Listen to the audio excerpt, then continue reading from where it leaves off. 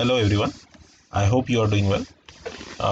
Today we discuss the last topic of this chapter, that is the computer viruses. Actually, we start that in the previous lectures about what is the attacks of security, all that, and what are the security threats.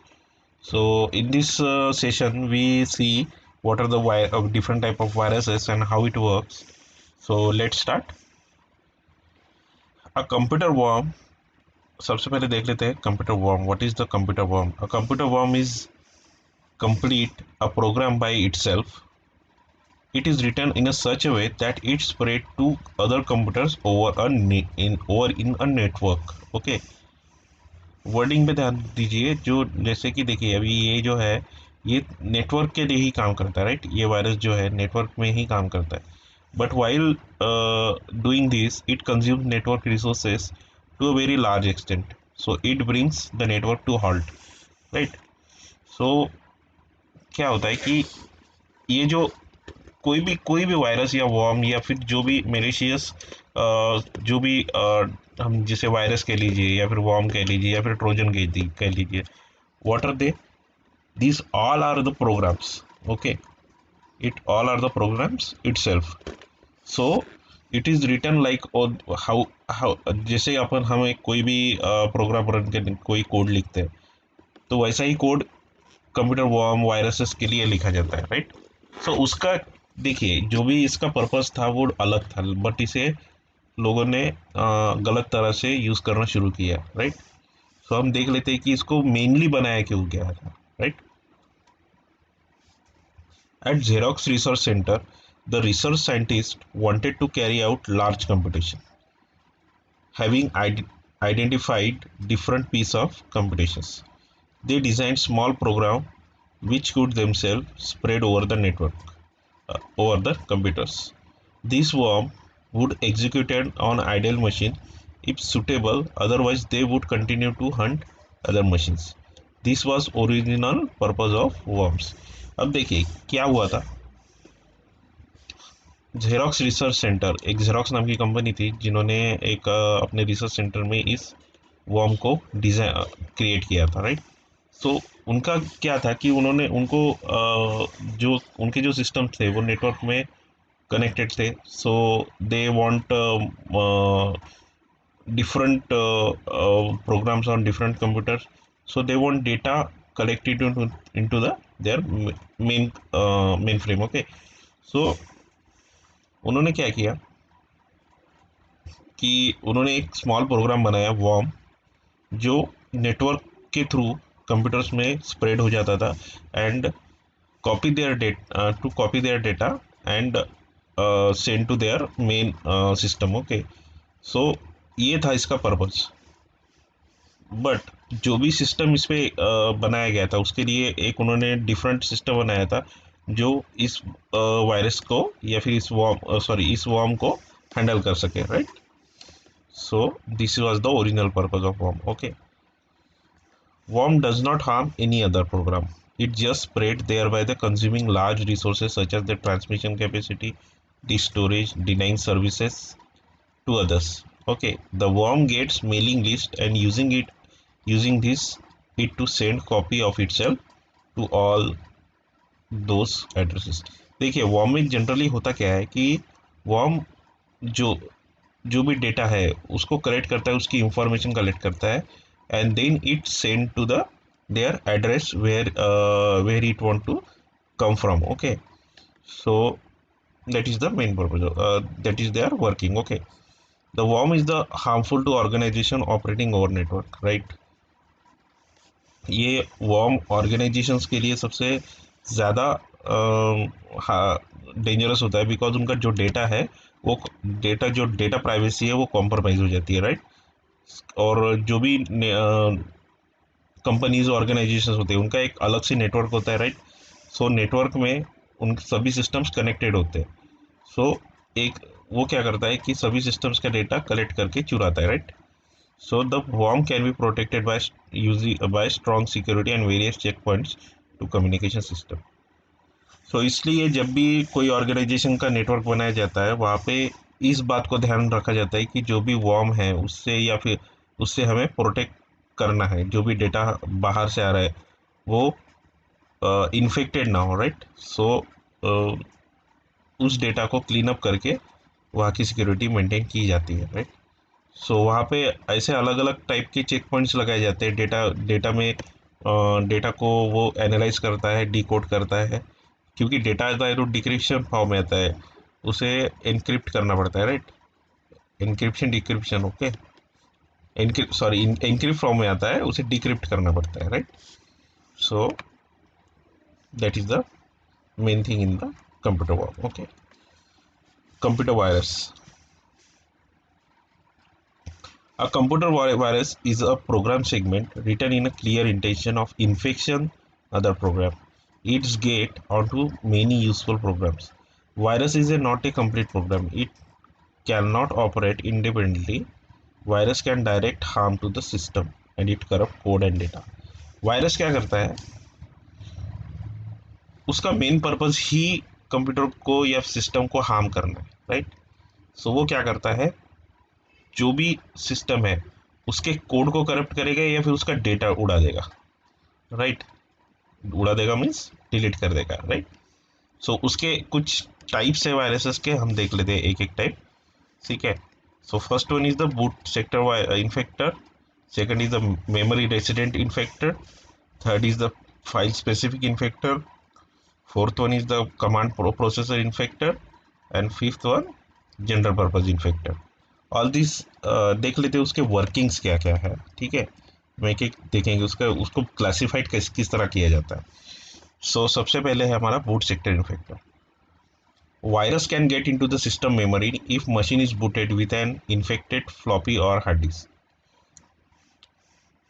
Boot sector इन्फेक्टर में क्या होता है कि जो भी virus है वो system memory में स्टोर हो जाता है with the help of infected floppy or hard disk, and whenever system is booted it's activated and do their job, okay. Memory resident infector क्या होता है, it loads upon the execution of the infected files subsequently. Whenever a non-infected files is executed the virus infected. जैसे देखिए कभी आपने कोई folder कहीं से कॉपी किया होगा पेन ड्राइव से ही, उसमें हम बोलते हैं कि वायरसेस आ गए, वायरसेस आ गए। व्हाट इज दिस मीन्स, क्या होता है कि उसकी एक सपोर्टिंग फाइल, उसी तरह की एक फाइल हमारे इसमें स्टोर हो जाती है,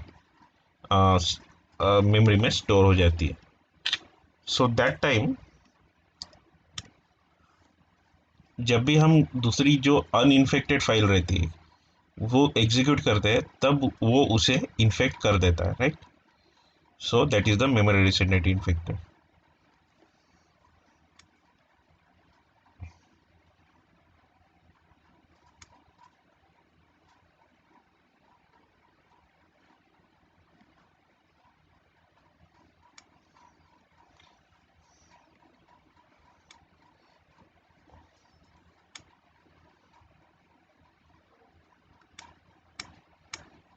So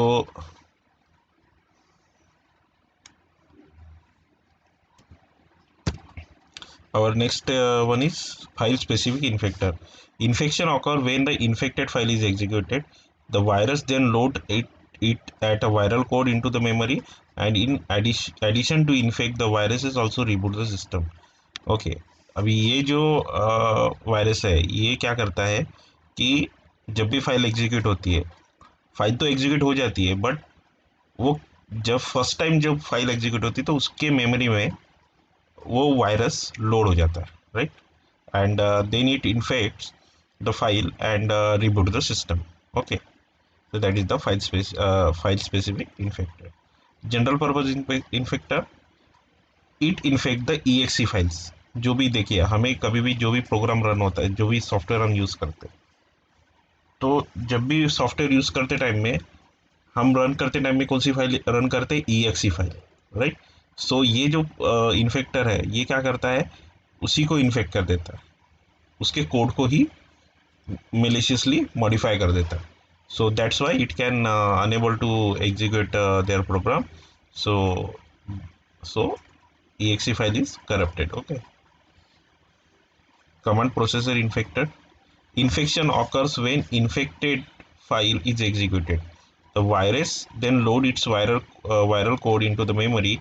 Once memory resident 205 is able to infect, okay okay, ये मैं समझाता हूँ आपको। देखिए, कमांड प्रोसेसर इन्फेक्टर में क्या होता है कि जो भी कोड होता है, हम जब भी अभी देखिए कमांड यूज करना यानी उसके पीछे उसके बिहाइंड एक प्रोग्राम या एक कोड रन चलते रहता है, right? So that code is responsible to do our various jobs according to various purposes. So उसमें क्या होता है कि जब भी ये वायरस कमांड प्रोसेसर इन्फेक्टर लोड होता है, उसमें क्या करता है कि उसकी जो मेमोरी साइज है वो अपने कोड को उसमें मिक्स कर देता है, डिलीट नहीं करता है, उस कोड को मिक्स कर देता है। यानी जो भी कमांड का कोड है उसमें वो अपने कोड को बाइंड कर देता है। So that's Y that file will be corrupted. Okay, अब उसके इन्फेक्शन मेथड्स कौन कौन से हम देख लेते हैं। Append the viral code, append itself to unaffected program. Append यानी उसे मॉडिफाइड कर देता है, right? Replace the viral code, replace the original executable program to completely और पार्शियली। उस कोड को रिप्लेस कर देता है, मतलब जो भी ओरिजिनल कोड है उसको अपने कोड से, जो भी उसका उस वायरस का कोड होगा उससे वो रिप्लेस कर देगा। ठीक है, हम यहाँ पे कोड यानी देखिए, कोड यानी एक प्रोग्राम, प्रोग्राम में जो भी प्रोग्राम रहता है उसमें हम क्या करते हैं, वेरियस टाइप्स ऑफ इंस्ट्रक्शंस लिखते हैं ना। सो उसको ही वो रिप्लेस कर देता है। Insert viral code is inserted into body of the executable code to carry some funny actions. अभी कभी कभी क्या होगा कि जो भी वायरसेस है वो क्या करेगा, अपने कोड को ही उसमें इस तरह डाल देगा कि उसमें कभी कभी देखो आप कुछ कुछ वायरस में ऐसे स्माइलीज आते हैं, कई कई कुछ स्टार्स आ जाते हैं। सो वो एक ऐसा इस टाइप का कोड उसमें वो इंसर्ट कर देता है। सो दैट्स वाई वो सब हमें डिस्प्ले होता है, right? Delete viral code deleted, delete some code from the executive code. Okay, वही डिलीट, सिंपल डिलीट करना। ओके, रिडायरेक्ट, अब ये जो है ये नेटवर्क के टाइम में सबसे ज़्यादा वर्क करता है। हियर इज या फिर ऐसे भी नॉर्मली भी यूज़ करते हैं, बट नेटवर्क के टाइम में ज़्यादा, जब नेटवर्किंग में सिस्टम रहता है या फिर हम कभी इंटरनेट वगैरह यूज़ करते हैं उस टाइम ये सबसे ज़्यादा एक्टिव होता है। Here is the normal control flow of programming is change the executive some other code. वो क्या कर देता है, जो भी कोड रहेगा, जो भी उसका जो कोड रहता है उसको वो रिडायरेक्ट कर देता है अलग जगह। हमें जो पर्पस है उस फाइल का या उस कोड का वो हमें कभी मिलता ही नहीं, उसका आउटपुट कभी मिलता ही नहीं, वो अलग ही कुछ आउटपुट क्रिएट कर देता है। So that is the redirect.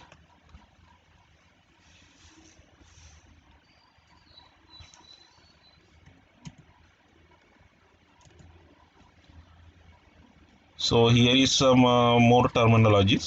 So we see one by one. Okay. So mode of operation. Virus works number of ways.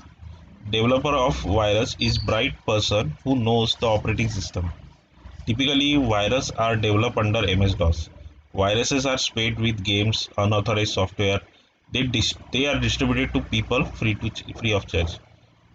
हाँ, तो देखिए क्या होता है कि जो भी डेवलपर है वो, अब जो वायरस बनाता है वो ऑब्वियसली एक ब्रिलियंट पर्सन ही होगा ना।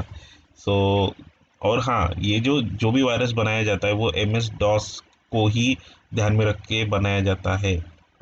उसी पे रन करके देखा जाता है, जब भी ये बनाया जाता है तब उसे उसी पे रन करके चेक किया जाता है। और ये कैसे फैलते हैं, various game, unauthorize software and distributed people to free of charge. मतलब ऐसे ही कभी कभी हम our next topic is virus detection. Virus detection is a program checks for integrity of binary files. The program maintains a checksum of each file. A mismatch in it indicate virus. Okay. Some program reside in the memory and continuously monitor memory and the input output operations. Virus detection में क्या होता है कि देखिए, जब भी file, जो भी फाइल हमारी होती है वो क्या होती है, बाइनरी फाइल्स ही होती है। उसे वो 1 0 के कोड में ही उसे कन्वर्ट की करके वो यूज़ करता है, राइट। सो दैट टाइम क्या करता है कि वो जो भी प्रोग्राम्स है उसके बाइनरी फाइल से, उसको वो ज़ीरो या वन में, वन को ज़ीरो में कन्वर्ट कर देता है। So that's why it mismatch the data, and that's why it's work as maliciously. So इस टाइम हम उसे डिटेक्ट कर सकते हैं कि इसमें जो भी हमारा डिजायर्ड आउटपुट है वो नहीं मिल रहा है। सो दैट्स वाई वो जो फाइल है वो करप्ट हो चुकी है। Okay, so that is the virus detection. Virus removal. For some of virus bit pattern code can be predicted. The virus removal program scan disk for the pattern of known viruses. On detection, it removes them, and the data recovery is impossible. अब इसमें क्या होता है कि virus removal में जब भी किसी भी टाइप का कोई सॉफ्टवेयर होता है जो वायरसेस को स्कैन करता है, तो हर वायरस, जो भी वायरस होते हैं, उसका एक पैटर्न होता है, उसका एक कोड होता है, उसका एक बिहेवियर होता है। सो सभी वो क्या करता है, जब भी हम स्कैन करते हैं कि किसी भी एक एंटीवायरस सॉफ्टवेयर से या फिर किसी प्रोग्राम से, राइट। सो दैट टाइम वो क्या करता है, उस वायरस के डेफिनेशंस को स्कैन करता है और उसके बिहेवियर को चेक करके उसे डिटेक्ट करता है, राइट, और रिमूव करता है। बट दिस, जब भी इस टाइप का डेटा जब डिलीट होता है तो उसे रिकवर करना इम्पॉसिबल हो जाता है। अभी तो बहुत सारी चीज़ें आज आ चुकी है सो जिससे हम डेटा रिकवर कर सकते हैं, बट मोस्ट ऑफ टाइम वो रिकवरेबल नहीं होता है, right. And our last topic is virus prevention. Prevention is the best measure. Okay, the safest way to buy official legal copies of the software from the reliable sources.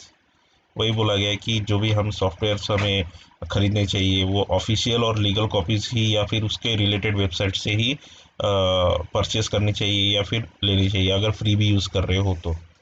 Free unreliable software not be used. Frequent backup and running of the monitoring program also helps prevention.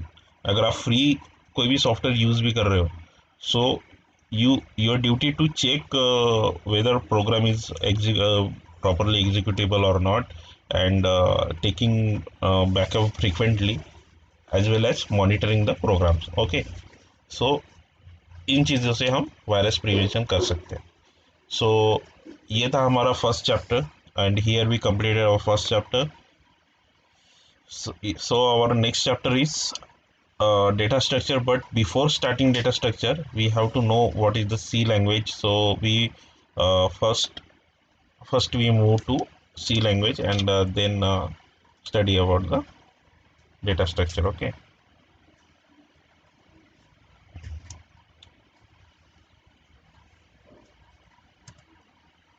so in our next chapter we see about the C++, and then we move to data structure. So stay safe, students. Goodbye.